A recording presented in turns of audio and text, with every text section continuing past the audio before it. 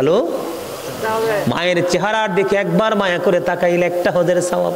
নবী গো, যদি দৈনিক 100 বার তাকাই গো, আমার নবী বললেন 100টা হজের সওয়াব।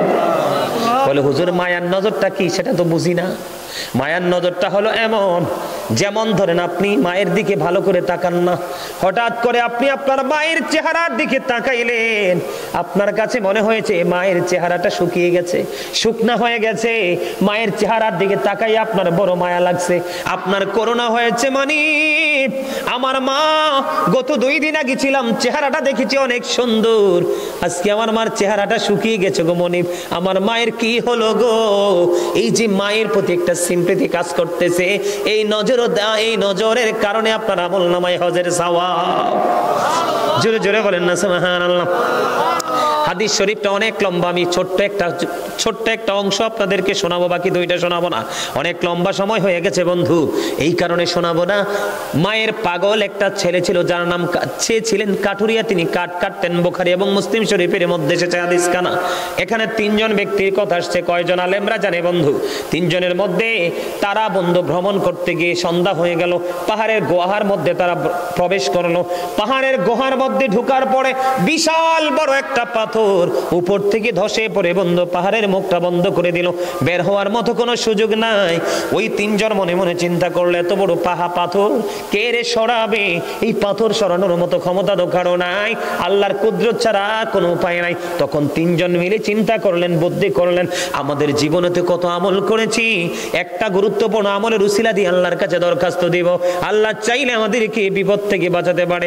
এর মধ্যে প্রথম যে ব্যক্তি তিনি ছিলেন কাঠুরিয়া, উনি প্রতিদিন কাঠ কেটে এনে বাজারে বিক্রি করে তার ফ্যামিলির চাহিদা পুরাতো বন্ধু। একদিন তিনি কাঠ কেটে আসতে দেরি হয়ে গেল, ওনার ঘরের মধ্যে ছিল দুধ দহনের মতো প্রাণী ছিল, উনি দুধ দহন করতে দেরি হয়ে গেল, কাঠ কেটে আসতে দেরি হয়ে গেল, ঘরে ফিরে দেখে মা বাবা 2 জন ঘুমিয়ে গেছে। ও বন্ধু, তিনি চিন্তা করলেন বাবা মা ঘুমিয়ে গেছে, ঘুমের মানুষকে জাগানো কিন্তু উচিত নয়। এবার তিনি কি করলেন, তিনি দুধ দহন করলেন, পাত্রটা হাতে নিলেন, পাত্রটা হাতে নিয়ে বন্ধু বাবা মা যে রুমের মধ্যে ঘুমাইলো, দরজাটার মধ্যে দুধের পাত্রটা হাতে নিয়ে দাঁড়িয়ে রইল। ওনার সন্তান কাটুরিয়ার সন্তানেরা বাবার পায়ে ধরে বলছে, বিনয় বিনয় বলছে বাবা গো, ও বাবা তুমি তো দুধ দহন করেছো, একটু দুধ দাও না, একটু দুধ আমি পান করব। এই কথা বলার পরে বন্ধু এই কাটুরিয়া ডাক দিয়ে বলল, তোমরা আমার সন্তান হয়েছো ঠিকই, কিন্তু কখনোই আমার মা বাবার চাইতে দামি হওনি। আমি বলেছি আমার বাবা মাকে দুধ যতক্ষণ পর্যন্ত না খাওয়াইতে পারবো, অতক্ষণ পর্যন্ত আমি তোমাদেরকে দুধ খাওয়াতে পারবো না। বন্ধু বাংলা বই থেকে গ্রহণ করিনি, কালেক্ট করিনি, সিয়াসিত্তার অন্যতম গ্রন্থ বুখারী শরীফের মধ্যে হাদিস খানা বন্ধু। এবার কি করলো, সারাটা রাত বন্ধু দুধের পাত্রটা হাতে নিয়ে দাঁড়িয়ে রইলো। আসসালাতু খায়রুম মিনান নাউম, ফজরের আযান যখন হয়ে গেল, এবার মা বাবার ঘুম ভেঙে গেল। ঘুম ভেঙে যাওয়ার পরে বন্ধু মা বাবা ফ্রেশ ট্রেশ হয়ে নামাজ পড়লো, সন্তান মাকে দুধ পান করালো, বাবাকে দুধ পান করালো, সন্তানের কলিজাটা বন্ধু ঠান্ডা হয়ে গেছে। এই সন্তানটা আজকে বিপদে পড়েছে, পাহাড়ের ভিতরে, পৃথিবীর কেউ দেখে না। আল্লাহ রাব্বুল আলামিনের দরবারে 2টা হাত তুলে ডাক দিয়ে বললেন, মনিব মনিব, ওই দিন যে মায়ের সাথে বাবার সাথে সেই আচরণটা করেছিলাম, পৃথিবীর কাউকে খুশি করার জন্য নয়, আমি তোমাকে খুশি করার জন্য বলেছিলাম মনিব। ওই দিনের ওই আমল যদি তুমি পছন্দ করে থাকো গো, আজকের বিপদ থেকে উদ্ধার করো। দোয়া শেষ হইতে দেরি রে, পাথরটা একটু সরতে দেরি হলো না। মা বাবা নিয়ে আলোচনা করলে শেষ হবে না, এটা তো বড় একটা সমুদ্র। আমার ওই পাগল ওনার একটা পছন্দের একটা গজল আছে, আমারও খুব পছন্দ, আমি মা বাবাকে নিয়ে গাই গজলটা, আমি একটু গাইবো, তারপরে মিলাদ কিয়াম করে শেষ করে দিব।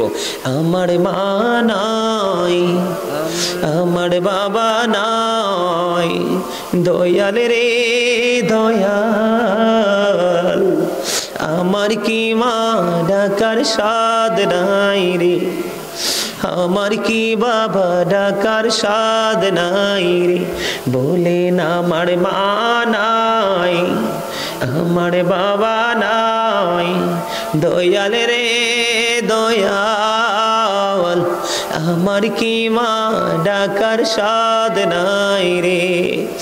ঘরে যাইয়া সবাই দেখে জননীর মুখ বাবা যখন মাথায় হাত দে ভরে যায় সব দুঃখ। আমার মা নাই, আমার বাবা নাই, দয়াল রে দয়াল, আমার কি মা ডাকার সাদ নাই রে, আমার কি বাবা ডাকার সাদ নাই রে। শয়নে স্বপনে শুধু মা তোমার কথা মনে হয়, কতদিন দেখি না তোমায়, ভুলে কি গেছো আমায়, ভুলে কি গেছো আমায়। আদর সোহাগ মাগো আর কোথা পাবো, কার চলে আমি নিজেকে জড়াবো। আদর সোহাগ মাগো আর কোথা পাবো, কার চলে আমি নিজেকে জড়াবো। কার কাছে ধরবো মিছে বায়না, তোমার মতো কেহ নাই। শয়নে স্বপনে শুধু মা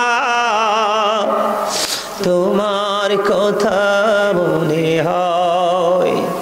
আমার ভুবন জুড়ে শুধু দুঃখ জ্বালা, কে আর পরাবে আমায় সুখের সীমা।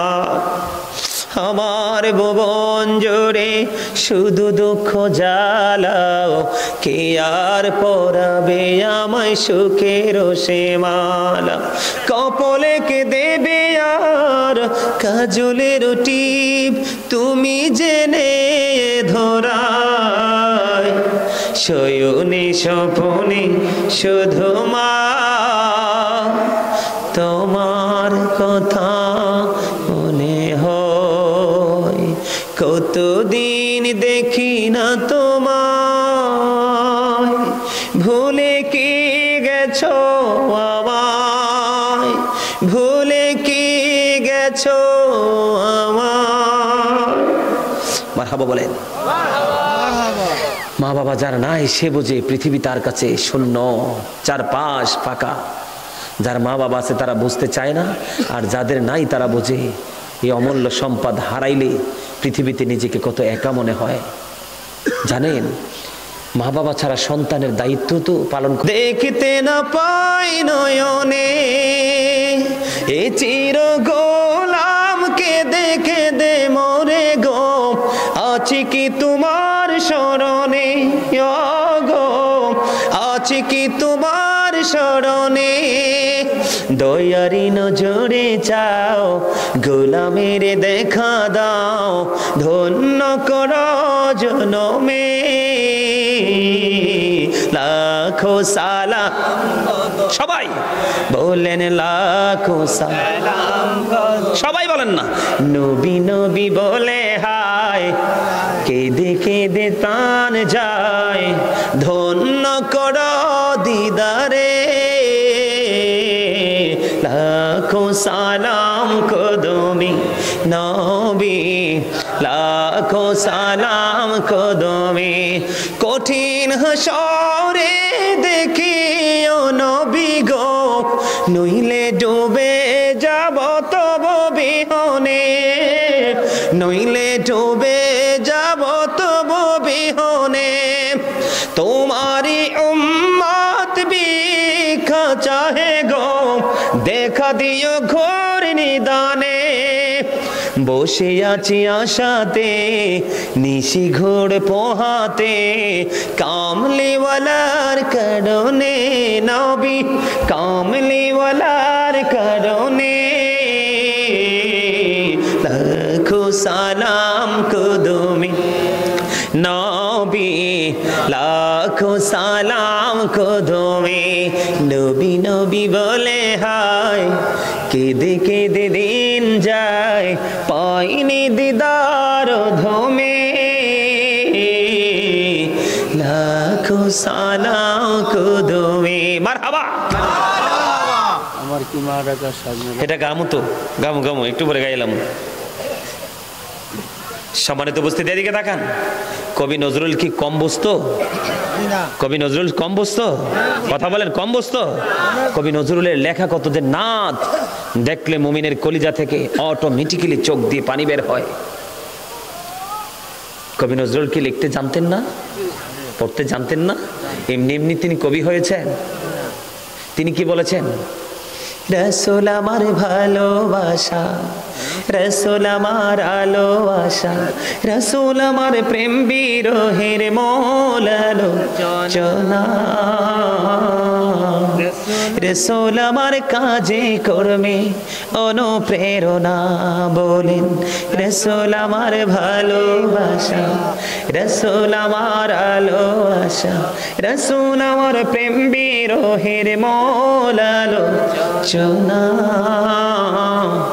রসুল আমার কাজে কর্মে অনুপ্রেরণা। বলেন রসুল আমার কাজে কর্মে অনুপ্রেরণা। অসহত জীবন যখন দুর্বিষহ লাগে, ব্যর্থ এবং পরাজিত স্মৃতিগুলো জাগে, তখন তোমার শৈশবে কৈশোর জানাই সান্ত্বনা। রসুল আমার কাজে কর্মে অনুপ্রেরণা। বলেন রসুল আমার ভালোবাসা, রসুল আমার আলো আশা, রসুল আমার প্রেম বিরহের মূল আলোচনা, রসুল আমার কাজে কর্মে অনুপ্রেরণা। কত রকম রাজার নীতি প্রজার নীতি দেখলাম, দুঃখ হয় রে দুঃখ ছাড়া আর কিছুই না পেলাম। ঠিক কিনা বলো? কত রকম রাজার নীতি প্রজার নীতি দেখলাম, দুঃখ হয় রে দুঃখ ছাড়া আর কিছুই না পেলাম, তখন তোমার বদর উহুদ ভোলায় বেদনা। রসুল আমার কাজে করবে সবাই অনুপ্রেরণা। বলেন রসুল আমার কাজে করবে,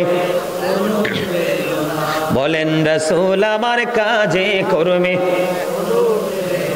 নেতার মতো নেতা যখন পাই না কোথাও খোঁজে, দুঃখ হয় রে দুঃখ ছাড়া। নেতার মতো নেতা যখন পাই না কোথাও খোঁজে, কাঁদি শুধু কাঁদি আমি এই দুটি চোখ বুজে, তখন শুধু মনে পড়ে, তখন শুধু মনে পড়ে সোনার মদিনা। রসুল আমার কাজে করবে অনুপ্রেরণা।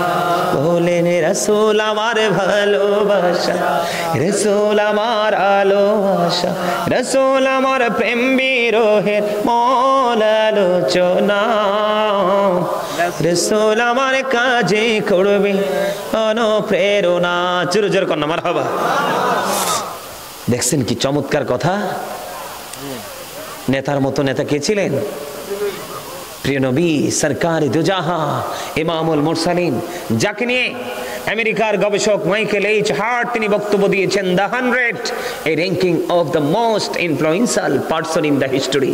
ডক্টর আহমদ পিয়ারা বাগদাদি, যিনি বোস্টন ইউনিভার্সিটির ইংলিশ লেকচারার ছিলেন, তিনি বলেছেন of all the great religious personalities of all prophet Muhammad রাসূলুল্লাহ সাল্লাল্লাহু আলাইহি ওয়াসাল্লাম ওয়াজ দ্য মোস্ট সাকসেসফুল। সুবহানাল্লাহ, আর যারা বলেন না সুবহানাল্লাহ। নবী সম্পর্কে চিন্তা করতে বসতে গবেষণা করতে হবে। 1969 সনে নীল আর মোস্ট্রং 50 লক্ষ কোটি ডলার ব্যয় করে চাঁদের দেশে গেল, বিন্দু পরিমাণ বালুকণা ফিরে আসলো 2 বন্ধুকে নিয়ে। চাঁদ পৃথিবী থেকে 1,40,000 মাইল দূরে। আপনার আমার প্রাণের নবী এই পৃথিবী থেকে চাঁদ 1,40,000 মাইল দূরে, ইশারা করতে দেরি, চাঁদটা 2টা টুকরা হতে দেরি। সেই নবীর উম্মত আমাদের দাম কম না বেশি? আরো জোরে বলেন। অন্যান্য নবীরা পর্যন্ত আফসোস করছে, হায় রে নবী না হয়ে যদি আখিরি নবীর উম্মত হইতাম। 1 রাত্র ইবাদত করলে 1000 মাসের সমান সওয়াব, 1000 রাতের সমান সওয়াব। একদিন দুরূদ পড়লে 1000 বার, জান্নাত না দেখা পর্যন্ত মরণ হবে না। জুমার দিনে 80 বার পড়লে 80 বছরের সগীরা গুনাহ মাফ। হাদিস শরীফের মধ্যে সে নামাজ রোজা হজ যাকাত বাতিল হয়ে যাবে নবীর প্রেমের দুরূদ না পড়লে। তাহলে এখানে কি নবীর দাম কম না বেশি বোঝা যায়? বুঝতে হবে। এখন তো নবীকে নিয়ে অনেকে রং তামাশা করছে। কি করছে? যেমনি সেমনি কথা বলতেছে, যা ইচ্ছা তাই বলতেছে নবীকে নিয়ে। নবী সম্পর্কে গবেষণা করা ছাড়া, গভীর জ্ঞান অর্জন করা ছাড়া নবীকে নিয়ে মন্তব্য করার কোনো ধরনের কোনো সুযোগ নাই। বুঝেন না কেন? লা ইলাহা ইল্লাল্লাহ, there is no god but Allah, মুহাম্মদুর রাসূলুল্লাহ সাল্লাল্লাহু আলাইহি ওয়াসাল্লাম is the messenger of Allah. কালিমার মধ্যে দুইটা পার্ট। কয়টা? একটা হলো তাওহীদ, একটা হলো রিসালাত, একটা হলো স্রষ্টা, একটা হলো সৃষ্টি। কেন বুঝেন না? স্রষ্টার সাথে সৃষ্টির কিন্তু কোনো তুলনা হয় না। কিন্তু কি এমন গভীর প্রেম, সেই রহস্য ঘেরা এই কালিমা, যেটা আল্লাহর নামের সাথে, কার নাম? নবী মুহাম্মদের নাম। আল্লাহর নাম মোবারক লিখতে 4টা হরফ লাগে, আলিফ লাম লাম হা, একটা তো কোনো নক্তা নাই। নবীজির নাম মোবারক লিখতে 4টা হরফ লাগে, মিম হা মিম দাল, একটার উপরে নিচে কোনো নক্তা নাই। নামাজের মতো গুরুত্বপূর্ণ ইবাদত আমরা নামাজ পড়ি, প্রত্যেকটা নামাজের আগে সুন্নাত আল্লাহ দিয়ে দিয়েছেন। এখানে রাসূলের সম্মান আছে না নাই? আছে। আমাদেরকে বুঝতে, আমাদেরকে জানতে হবে রাসূলের শিক্ষা। রাসূলকে প্রশ্ন করা হলো, ইয়া রাসূলুল্লাহ, আমার কাছ থেকে সবচেয়ে বেশি উত্তম আচরণ, ভালো আচরণ পাওয়ার হক কে বেশি পায়? কার বেশি হক? রাসূল বললেন, ক্বালা উম্মুকা, তোমার মা। ক্বালা সুম্মা মান, তারপর নেক্সট কে? ক্বালা উম্মুকা, তোমার মা, ইউর মাদার। আবার রাসূলকে প্রশ্ন করা হলো, ক্বালা সুম্মা মান, তারপরে কে? রাসূল বললেন, ক্বালা উম্মুকা ইউর মাদার, তোমার মা। আবার প্রশ্ন করা হলো, ক্বালা সুম্মা মান, তারপরে কে? রাসূল বললেন, ক্বালা আবুকা ইউর ফাদার। আজকে সেই বাবা মাকে আমাদের কাছে শুকনো কলা পাতার মতো মনে হয়। বাবা মাকে ভালোবাসা ফরজ, তাদেরকে কষ্ট দেওয়া হারাম। নামাজ জান্নাতের চাবি, মেনে নিলাম, কিন্তু জান্নাতি যদি খুঁজে না পান, চাবি কোত্থেকে আসবে? চাবি দিয়ে লাভ কি? বুদ্ধিমান মানুষের কাজ হলো, আল্লাহর হাবিব বলেছেন, হতভাগা সে, হতভাগা সে, হতভাগা সে। আল্লাহর হাবিব 3বার বলেছেন। কে গো নবী সে হতভাগা? নবীজি বলেছেন, যে পিতামাতা 2 জনকে পেল অথবা 1 জনকে পেল, তাদের সেবা করেছে, জান্নাতি হতে পারলো না, তার মতো হতভাগা আর কেউ নাই। আল্লাহ বলেছেন, এই এই কর্নার, এই কি হয়েছে তোমরা? তোমাদেরকে সবার আগে তাবারুক দেওয়া হবে, তারপরে তোমরা চুপ থাকো। Stop your mouth everybody. এরা কিন্তু তাবারুকের জন্য আসে নাই, তোমরা কিন্তু তাবারুকের জন্য আসতো। রাগ করলে কিছু করার নাই, এটাই সত্য। ঠিক না বেটে? কথা বলেন না কেন? এরকম না বিষয়টা? এরা দাঁড়িয়ে দাঁড়িয়ে কথা বলে, আমি যখন বললাম আসো তখন আইসা বসছে, ঠিক কি না? এই জন্য বলছি তাবারুকটা তোমাদেরকে আগে দেওয়া হবে, শেষ ভালো যার। কথা বলে না কেন? অল মেন উইল ডাই, সব মানুষকে মরতে হবে, মরার পরে যেতে হবে কবরে। আল্লাহ বলেছেন, ইন্না বাতশা রাব্বিকা লাশাদীদ, বান্দা প্রস্তুত থাকো, আমি তোমাদেরকে খুব শক্তভাবে ধরবো। The seizing of Allah is difficult, আল্লাহর ধরা, আল্লাহর পাকড়াও বড় শক্ত, বড় কঠিন। আল্লাহ বলেছেন, ইন্নাল্লাহা সারিউল হিসাব, Allah is quick to take account, Allah হিসাব গ্রহণে অত্যন্ত তৎপর। ধরবে খুব শক্তভাবে, হিসাবও নেবে খুব শক্তভাবে, দুঃখজনক হলেও সত্য। আল্লাহ রাব্বুল আলামিন বলেছেন, ফিউচার, বর্জকি জীবনে তোমার এমন একটা দুর্দশা হবে, যদি তুমি কোনো কারণে যদি পাটা পিছলে যায়, তোমার কোনো উপায় নাই। পৃথিবীতে হেল্পারের অভাব নাই, সহযোগীর অভাব নাই, আপনার খাবার না থাকলে খাবার দেনওয়ালা মানুষের অভাব নাই, অসুস্থ হলে ট্রিটমেন্টের জায়গার অভাব নাই, আছে না? কিন্তু পরকালটা বড় ভয়ঙ্কর। আল্লাহ বলেছেন, লা ইয়ামুতু, people will not die that day, সেদিন মানুষ মরতে পারবে না। আল্লাহ বলেছেন, ফিহা ওয়ালা ইয়াহইয়া, people will not be able to live that day, সেদিন মানুষ বাঁচতে পারবে না। আল্লাহ বলেছেন, ওমা হুম আনহা বিগাইবিন, people will not be able to escape that day, সেদিন মানুষ সেখান থেকে পালাতেও পারবে না। বাঁচার সুযোগ নেই, মরার সুযোগ নেই, পালাবার সুযোগ নেই। যেই মানুষগুলো এত ভয়ঙ্কর এক বেড়াজালের মধ্যে, প্রতিবন্ধকতার বেড়াজালে আটকে যাবে, আল্লাহর হাবিব বলেছেন, তাদের জন্য একটা নোংরা খাবার আমার আল্লাহ বরাদ্দ করে রেখেছেন। ইয়া রাসূলুল্লাহ, এই খাবারটার নামটা কি গো? আমার নবী বলেছেন, এই রে যুবক, মনটা দিয়ে শোনো, এই খাবারটার নাম হলো তিনাতুল খাবাল। ইয়া রাসূলুল্লাহ, ইয়া হাবিবাল্লাহ, নবী গো, এই তিনাতুল খাবালটা কি গো নবী?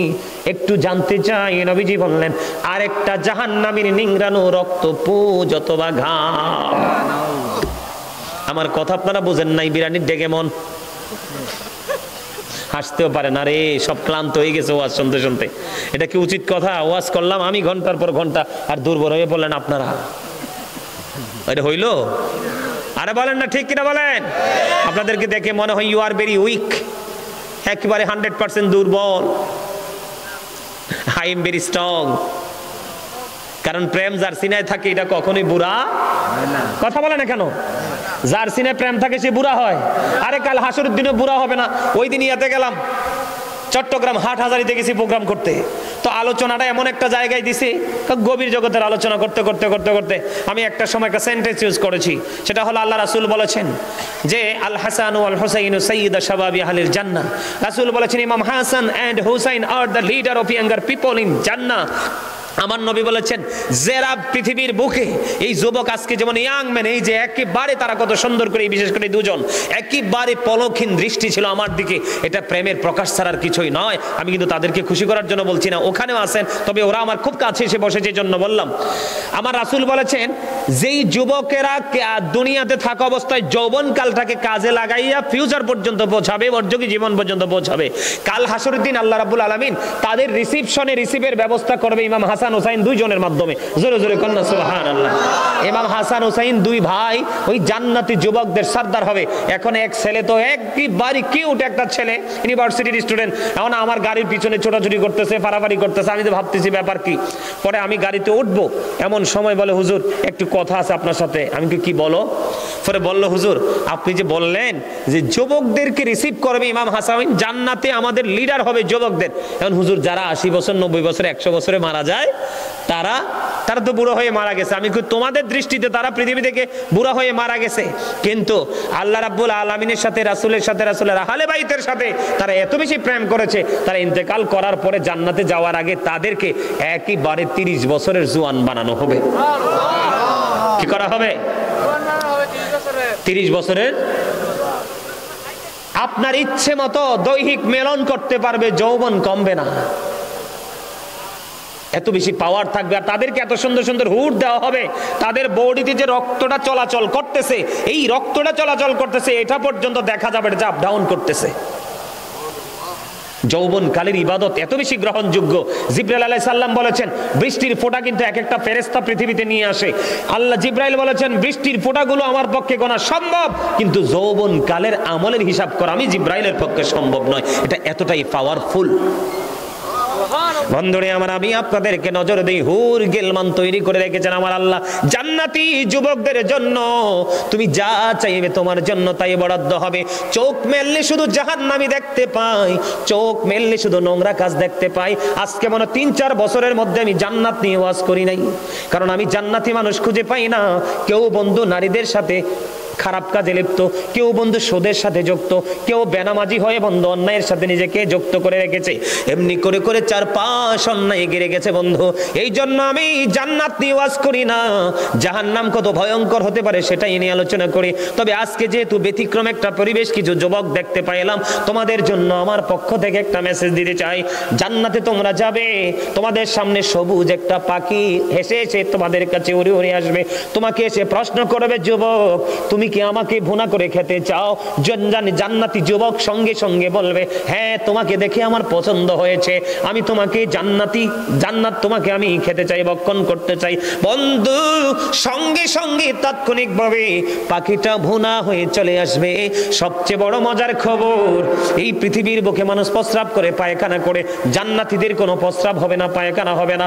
যা ভক্ষণ করবে ডেকুর আসবে, ডেকুরের সাথে সব বিলীন হয়ে যাবে। জোরে জোরে বলেন না সুবহানাল্লাহ, আর জোরে বলেন না সুবহানাল্লাহ। এরে যুবক, তোমরা ট্যুরে যেতে চাও, ট্যুরে গিয়ে তোমরা কত নষ্ট কাজ করো, কত অন্যায় অপরাধ করো, কিন্তু তোমরা যখন ট্যুরে যাও, তোমরা মুসাফির হয়ে যাও, তখন তোমাদের 100% দোয়া আল্লাহর দরবারে কবুল হয়ে যায়। জান্নাতীদের জন্য যে একটা বৃক্ষ তৈরি করে রেখেছেন আমার আল্লাহ, এটার ছায়াটা এত বন্ধু বৃহৎ হবে। একটা পৃথিবীর দ্রুতগামী ঘোড়া যদি ওই বৃক্ষের ছায়ার নিচে যদি কমপক্ষে 70 বছর যদি দৌড়ায়, তারপরে ঘোড়ার পাওয়ার শেষ হয়ে যাবে, ওই ছায়াটা ঘোড়া শেষ হবে না। এটা জান্নাতীদের জন্য বড় পুরস্কার। আর জোরে একটা হুর আছে জান্নাতে, তার নাম হলো লোভা। নাম কি? লোভা। এই যে হুর, এটা এতটা বন্ধু, একটা এক্সাম্পল দেই, জান্নাতি যুবক তোমরা তো কিছুই বুঝতে চাও না এবং বুঝের মানুষের সাথে সম্পর্ক রাখতে চাও না। এই লোভা নামক খোর এটা এতটাই নেয়ামত হবে। গভীর একবার সমুদ্রে যদি আমি বন্ধু আরো 2-3 বছর আগে বিমানে গিয়েছিলাম আমি সাতক্ষীরাতে ওয়াজ করার জন্য।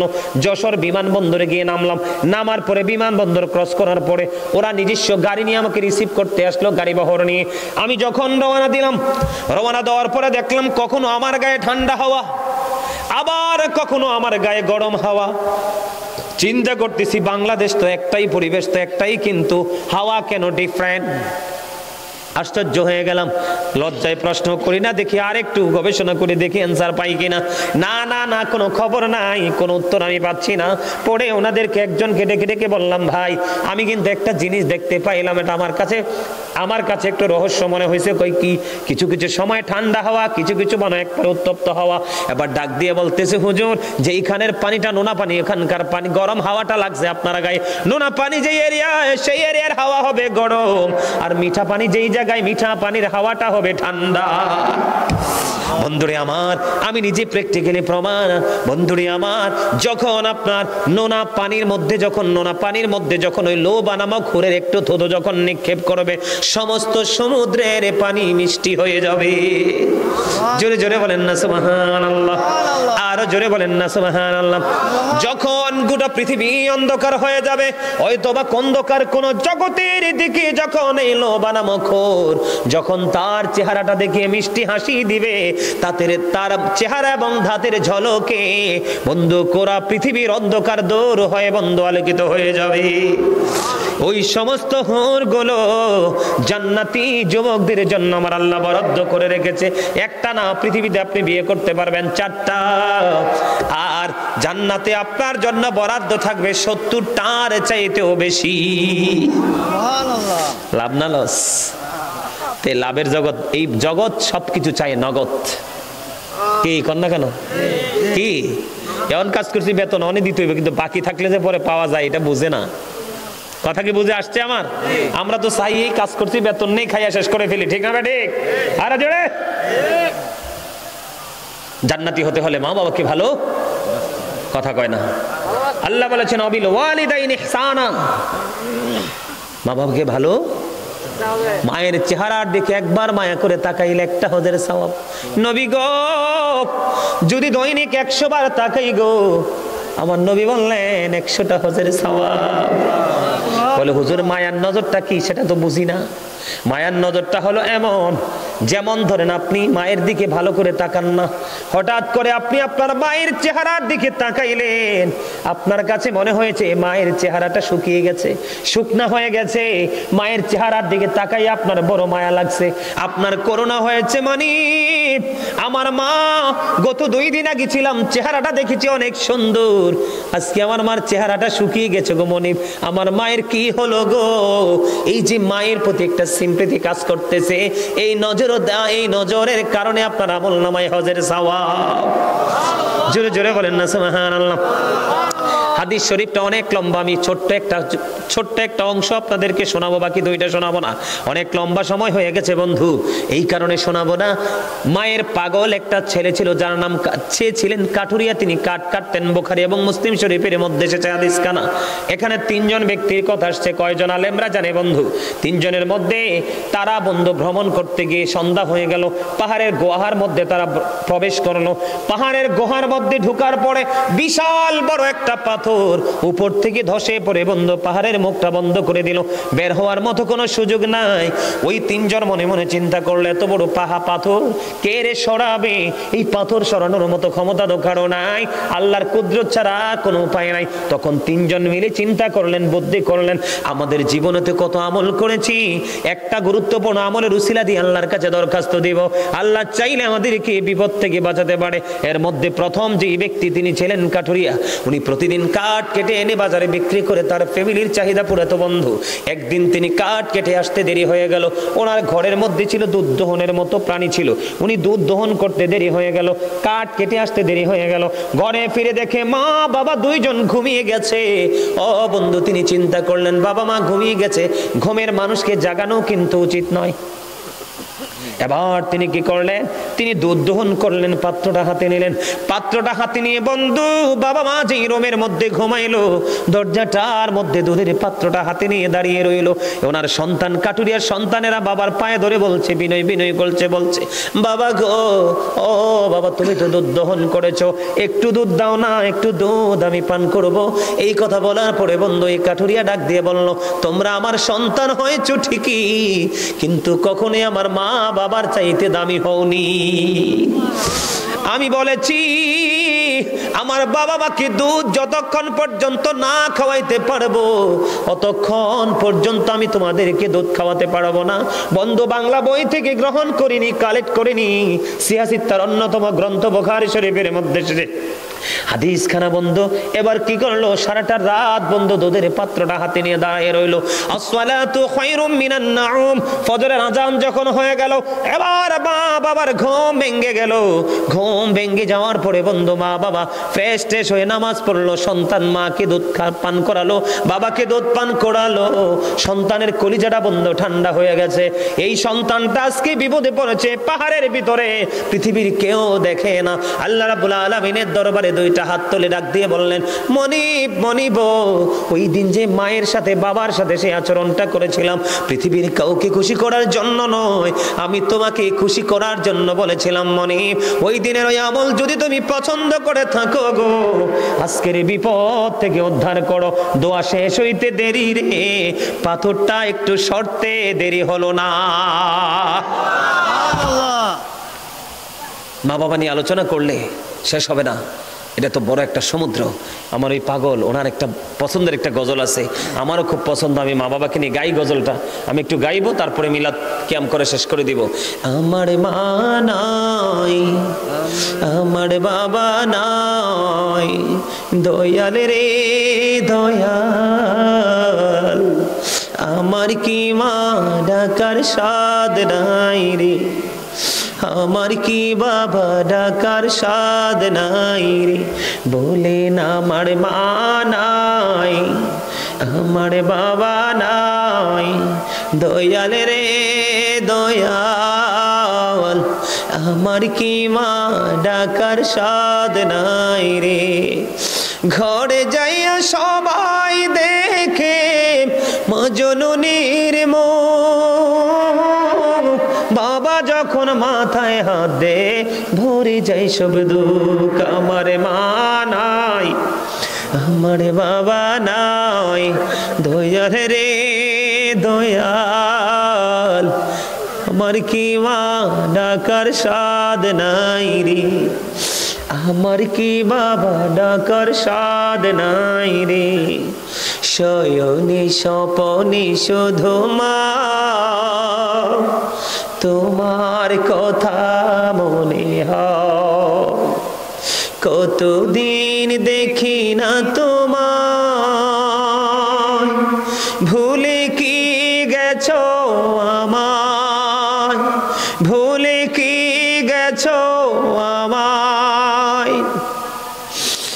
আদর সোহাগ মাগো আর কোথা পাবো, কার চলে আমি নিজেকে জড়াবো।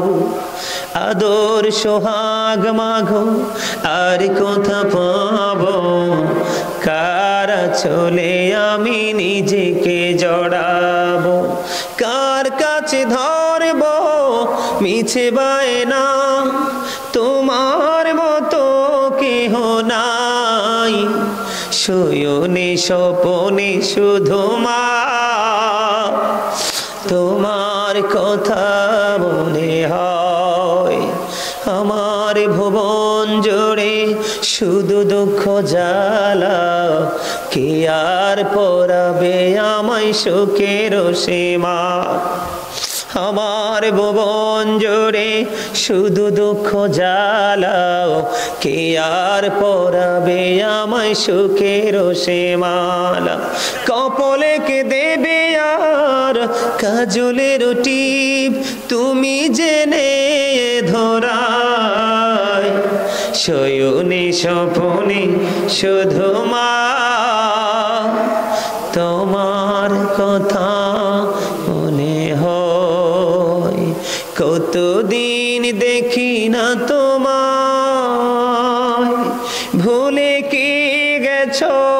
আমায়, ভুলে কি গেছো আমায়। মারহাবা বলেন। মা বাবা যার নাই সে বোঝে পৃথিবী তার কাছে শূন্য, চারপাশ ফাঁকা। যার মা বাবা আছে তারা বুঝতে চায় না, আর যাদের নাই তারা বোঝে এই অমূল্য সম্পদ হারাইলে পৃথিবীতে নিজেকে কত একা মনে হয়। জানেন, মা বাবা ছাড়া সন্তানের দায়িত্ব তো পালন